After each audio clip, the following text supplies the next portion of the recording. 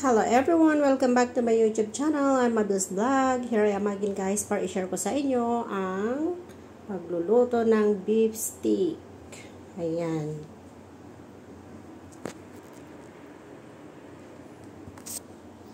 Ito ang ating mga ingredients guys. Itong nabili kong beef ay na-marinate na siya guys. Pero kapag hindi naka-marinate, ipapakita ko pa rin guys sa inyo yung mga gagamitin ko na pang-marinate. Pero ito guys, okay na yan sa amin. Hindi na ako magdadagdag dyan ng anumang pampalasa dahil may marinate na siya guys. May lasa na yan. At iligigisa natin mamaya ito ng garlic at saka onion. Ito yung pang-ibabaw natin mamaya pagkatapos maluto ang ating beef. Ayan. Pero kailangan ko pa rin yan na i-slightly pan-fry later. Para kahit papaano ay hindi siya fresh na ipapatong ko sa ibabaw ng ating beef steak. Ito ang ating ingredients na pampalasa. Pwede kayo maglagay ng brown sugar. Kung may white sugar na available, ay pwede rin.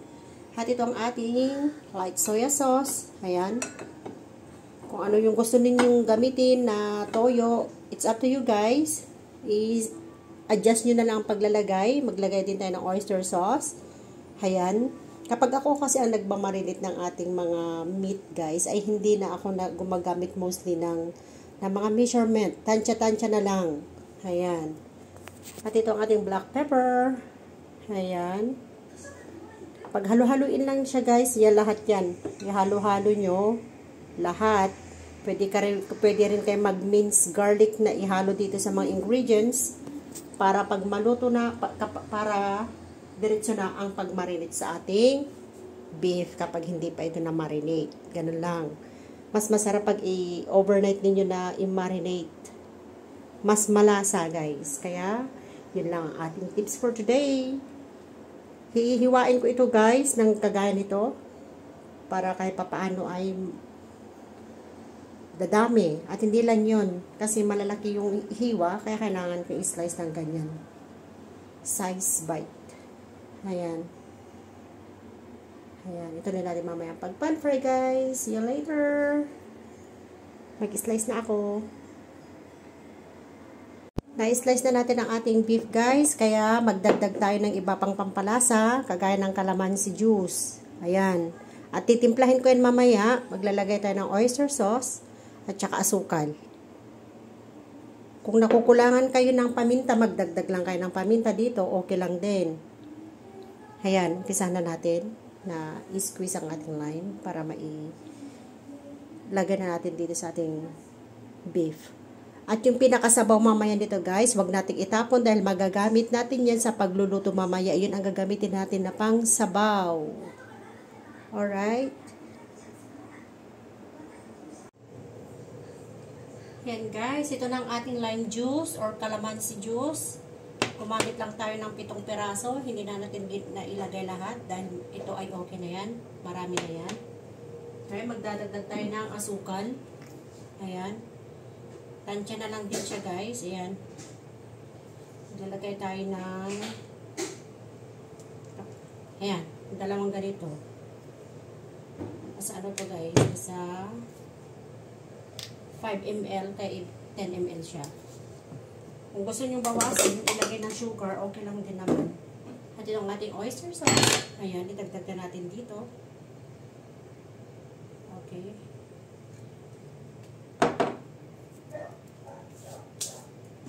At i-mix na natin. Ayan.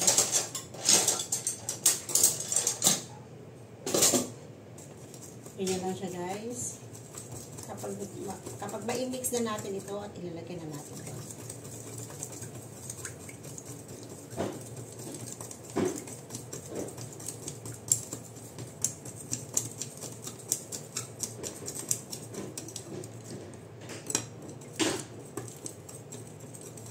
Kung gusto yung tikman, okay lang din naman. Gaya sa ginagawa ko, tikman ko siya. Para masigurado natin na okay na yung lasa. Ayan, nag-melt na yung sugar. Tikman natin. Okay na siya. Masarap na. Magdagdag lang tayo ng kaunting toyo. Ayan. Ano gusto yung idagdag na kahit anong brand ng toyo, basta toyo siya guys. Ayan. Para mag-blend yung taste ng ating beef. O, pwede na to. Ayan. May lasa na. Kapag maasim, sa palagay ninyo, pwede kayo magdagdag ulit ng asukal. Kapag ang palagay nyo ay kulang. Pero bago nyan, maglalagay tayo ng cooking oil. Ayan, para lumambot ang ating beef. Mas maganda kasi pag maglagay tayo ng konting mantika, para mas smooth yung meat sa ating beef.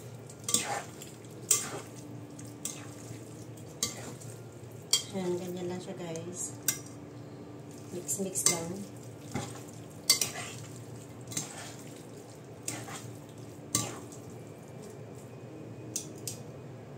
Lagyan na natin. Ayan.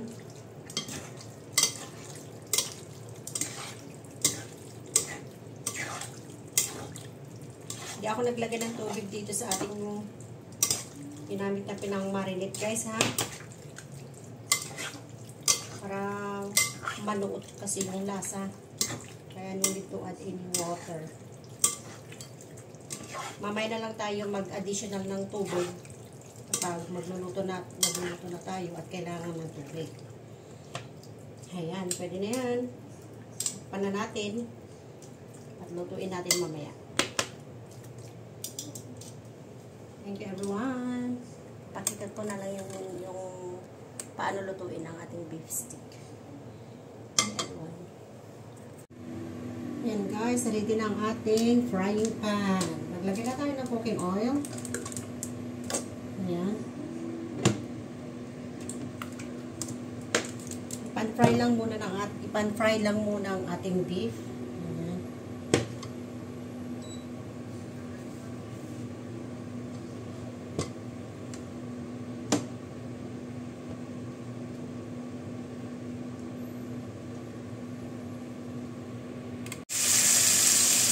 Ayan, mabilisan ang ating pagpan-fry dahil marami-rami itong medyo marami ang ating ipapan-fry. Marami tayo ng ganito. Hindi yung metal. Para maiwasan na ma-scratch magkaroon ng scratch ang ating frying pan. Ayan.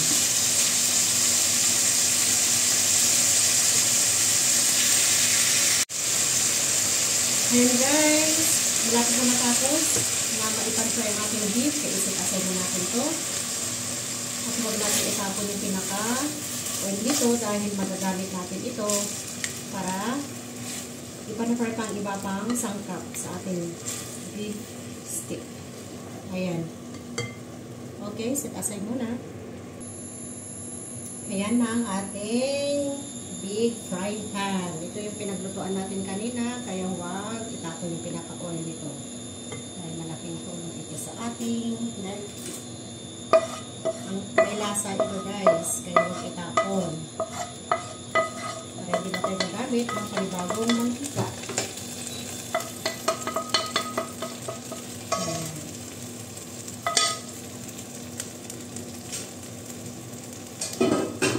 Lagyan na natin ang sibuyas at saka garlic. Ayan, sibuyas at saka garlic. Pasok. Ayan.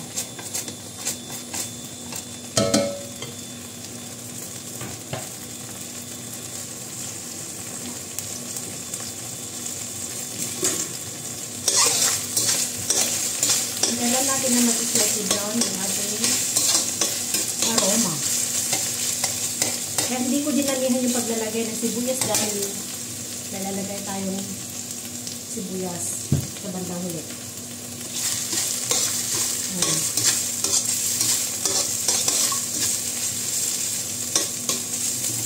Ayos na yan. Ilagay na natin ang ating beef kasama na yung pinag-marinate. Ayan. Sa puntong ito, maglalagay na tayo ng tubig. Para makatulong sa pagluluto yung ating beef hanggang sa lumambot.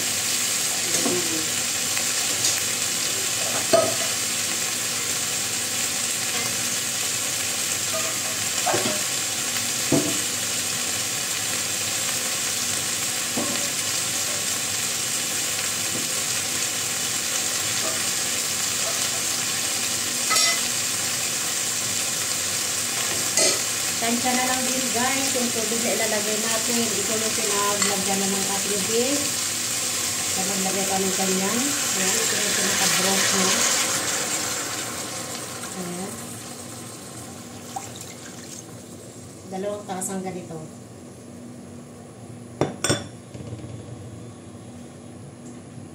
Malit lang yung tasa guys, hindi yung kalakihan ha.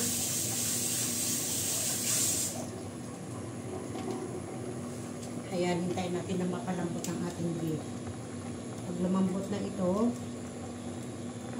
tikman natin ang ating pinaka-sauce dito mamaya. Reset muna natin ng 30 minutes. Kailangan kasi dito guys, konti lang yung pinakasabaw na. As in na pinaka-gravy. Kung gusto nyo pang magdagdag ng iba pang mamalasa na pampasarap, gagamit kayo ng beef cubes or beef broth or beef stock. Ayan. Sa ngayon, ilagay muna natin ng takip. Ayan.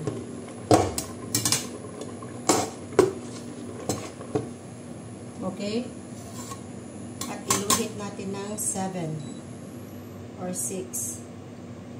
Ayan. Nasa 6 na yan. Iluhit.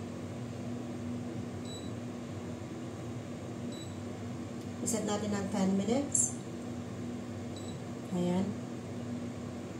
Or 15. Balikan natin mamaya at ating haluin. Ayan, nakaset na ng 15 minutes at nasa number 6. Ayan guys. Balikan ko kayo. Ayan guys, may 3 minutes pa before matapos ang 15 minutos.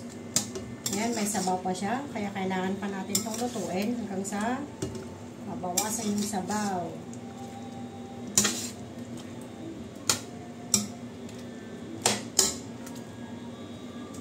Sa puntong ito ay aking tikman para mabalansin natin ang ating lasa. Ayan.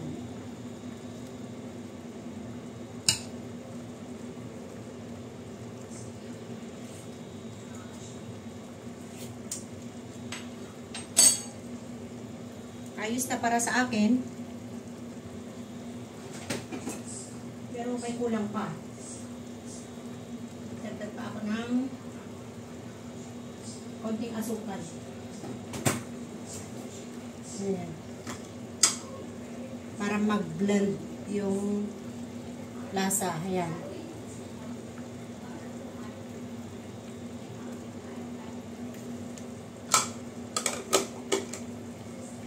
Yung paminta, okay na yan. Magdagdag tayo ng beef cubes dahil wala tayong beef stock para mas lalong magkalasa.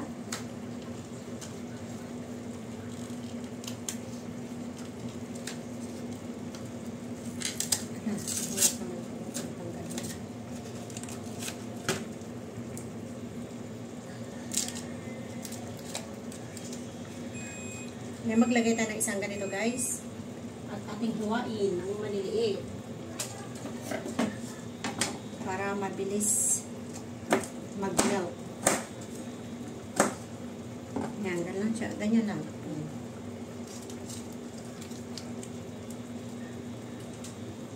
Ayan, takpan ulit natin kasi isang malutos na lang matatapos ng 15 minutes. Kaya iset natin ng another 15 minutes. Kasi marami pa siyang sabaw. Ayan. Set another 15 minutes hanggang sa mabawasan yung sabaw niya, guys. Ayan. Lagay natin sa 7. Yung init.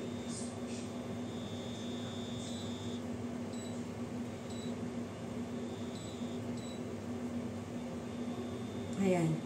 7 point. Ayan. Another 15 minutes. Ayan. Takpan na natin. Balikan ko siya umaya. Ito na guys, ang resulta ng ating beef steak. Kaunti na lang yung sabaw niya guys, as you can see. Tikman natin yung sabaw, kung okay na yan.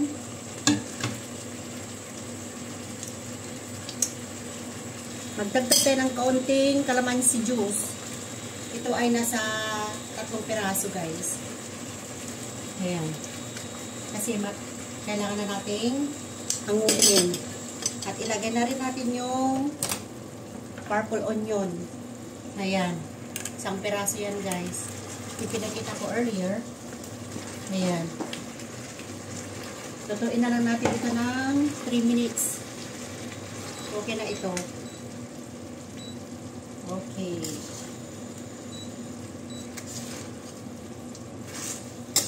Kung sa atin guys, pinapaibabaw lang natin yung onion. Dito kasi guys, kailangan natin ilutuin saglit, pan-fry para gusto kasi nila na na maluto konti yung sibuyas. Kaya kailangan natin ihalo. Pero kung tayo mga Pinoy, pag-ibabaw lang ang dapat. Ganyan ako magluto ng beef steak. Kaya naka-high heat na siya guys kasi ano na to,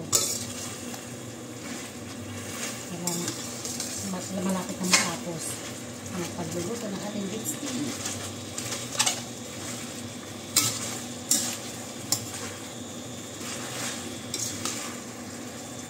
Select ko muna ng 3 minutes.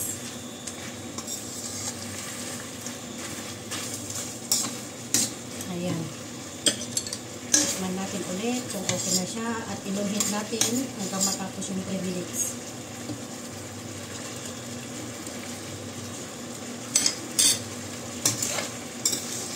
Magdagdag na lang tayo ng kaunting asukal para mag-blend yung asin at saka yung tamis. Ayan. Sugar. Pang-apat na ganito guys kasi medyo marami yung beef natin. Malaking tulong kasi yung calamansi juice para lumambot ang ating beef. Kaya ito okay na yan siya guys. Pero takpan ko muna ito. May 2 minutes pa natitira. Ayan, okay na yan guys. Thank you everyone for watching. Bye! Beef steak ni Mabel. Everyone, God bless us all.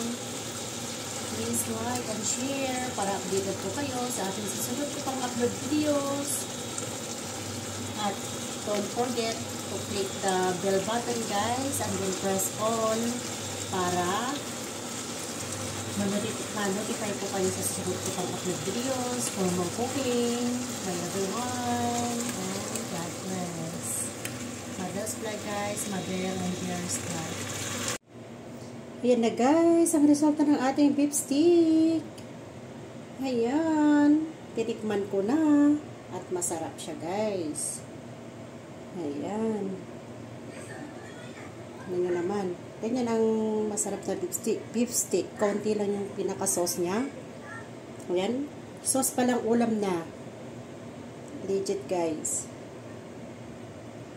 Bubusog na kapag yung sauce lang. Thank you for watching. Bye everyone. Nagyaman na kada kayo amin kakapsat. Thank you everyone. God bless us all.